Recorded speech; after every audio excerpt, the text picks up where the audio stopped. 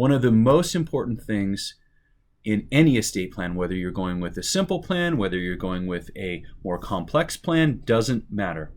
You must have what we call integration of your assets into your plan. Because if you don't have the proper integration, it will not work the way that you want or you thought. And I want to kind of go through different kinds of accounts and some of those things today.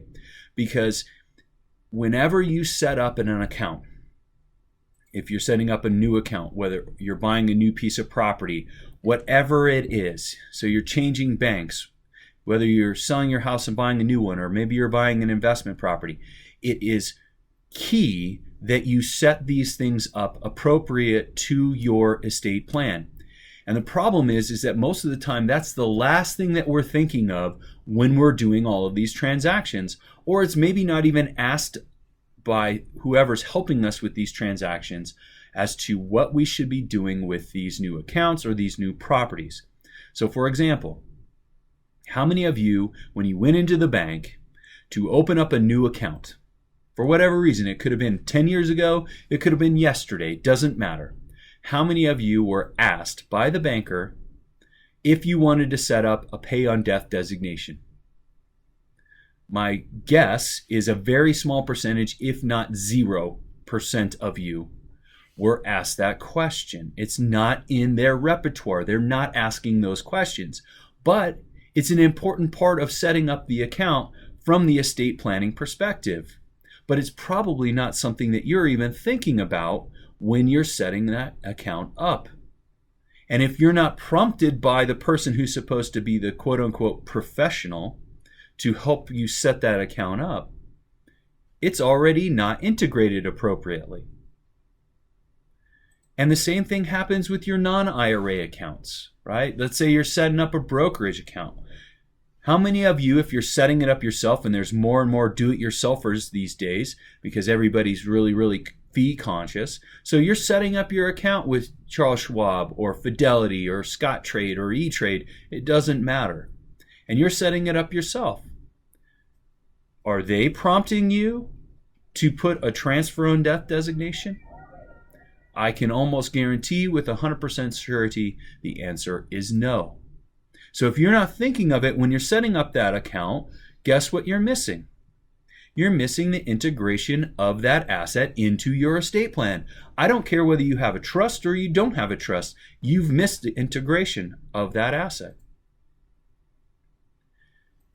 So it's important to do this all the time. Dot the I's, cross the T's is what I like to say.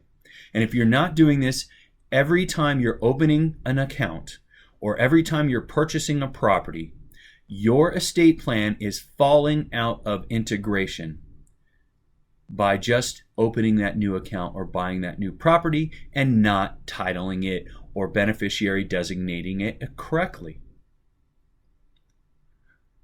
So going back to the non-IRA accounts, there's all kinds of different philosophies here. Financial advisors, if you're going to a financial advisor or a financial planner, whatever they call themselves, there are some that will not put a beneficiary designation on a non-IRA account. And their thinking is, and I've had this conversation with advisors, this is not me just making this up, is I don't want to mess up their estate plan. So they don't want to mess up your estate plan because you might have something in your will, is what they're thinking, that takes care of that asset, sets it up for your spouse, sets it up for your kids in some form or fashion according to your rule book. The problem with this mindset, though, is what does your estate plan have inside of it? Do you have trusts set up through your will? Do you have a revocable trust that should be funded? Are you not setting up any kinds of trusts and it's just an outright distribution directly to your beneficiaries? All three of those factors actually would play into what should be done with that account. But if the financial planner's philosophy is I don't want to screw up their estate plan, and so therefore they don't put any of those assets into your trust or name the beneficiary on that account, which is called transfer on death, and I'll talk more about that later. If they don't do that, it's now out of integration with your plan. And so whatever you have in your plan, that plan may not be fulfilled for that particular account.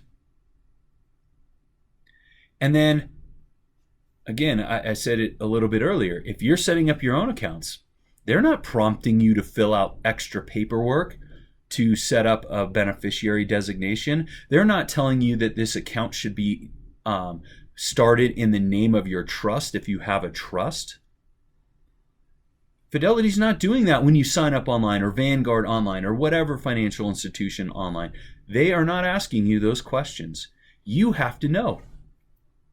And the problem is you can't know everything. That's not your bailiwick. You've got your own expertise in other areas of your lives. And maybe that's not one of them, or maybe you're not even thinking of it at that time. How many times in life do you make a decision and then later you're like, oh, I should have known better to do this. I've done that before. But in the moment, you weren't thinking of it. You're just setting up the account. Because now you can set all this stuff up online. You don't even have to talk to somebody to set these things up. And then there's, going back to the financial planners, there's different philosophies there. There's philosophies of, well, why would I set up all of the accounts into the name of someone's trust if they have one? Because that's a lot of work. Let's say we've already set up the account in the person's name, and then now the person's gone out and they've done a trust, which happens quite frequently. And now we're going back to the financial advisor, and we're wanting to retitle this account into the name of their trust. Well, why would I do that if I'm the financial planner? Because that's a lot of work for me. I got to go get new paperwork. I got to have you come in and sign all this new paperwork. That is much, much more difficult than naming the trust as a beneficiary, right? So I'm going to go the easier route for me, the easier route for you potentially.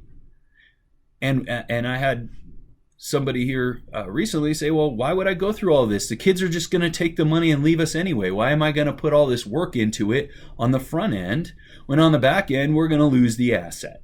Why don't we just take the easiest road for me and my staff, and we're going to just do the beneficiary type designations? That's the easiest thing. We still fund the trust, which is correct, but there is some delays, right? It's you can do the work now, or your family can do the work later. Now, some of you are saying, I'll just leave it to my family. And that's an okay philosophy, but I'll just make it short and succinct. Everything is much easier when you do it. Well, what do I mean by that? What I mean by that is, if you are changing the title to your account, or you're opening up the account and you open it up in the correct way, say you have a trust or not, and you name these designations, or you name it into the name of your trust. When you are doing it, it is so much easier because it's you. You're making all the calls. All you have to do is tell them your social security number, and then they're talking to you, they're working with you, they're giving you the correct paperwork, etc. As soon as you become disabled, now it's your power of attorney. Now it's much more difficult.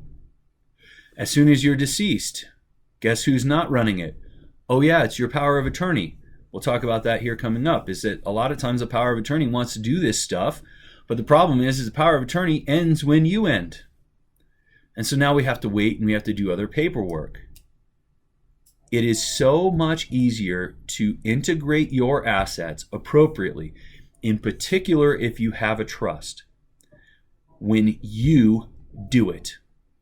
I know it's easier to say, hey, we'll just push this to the back end. I know it's easier for the financial people because they don't want to go through all the rigmarole of the extra paperwork. But I'll tell you right now, and I'm sure that you can have other examples like this in your life. Sometimes easier is not better, because sometimes easier now causes more issues later versus taking a little more time and thought and effort now to make everything easier later. See, because the typical, there's a lag time. If you name a beneficiary designation on a bank account, a pay on death, and we'll talk more about this stuff here in the second segment, but if you name a transfer on death or a pay on death and something happens to you and you die, there is a lag time to get that money. We've got to have your death certificate. We've got to go and set up the account in the name of the trust if you had a trust. We've got to fill out all the paperwork for that financial institution for them to let go of the funds. And that can take 30 to 90 days, depending on the financial institution, how quickly your family gets to everything. So many times people say, well, my money will be available to pay for that burial right away. No, it won't. Not unless you structured it the right way.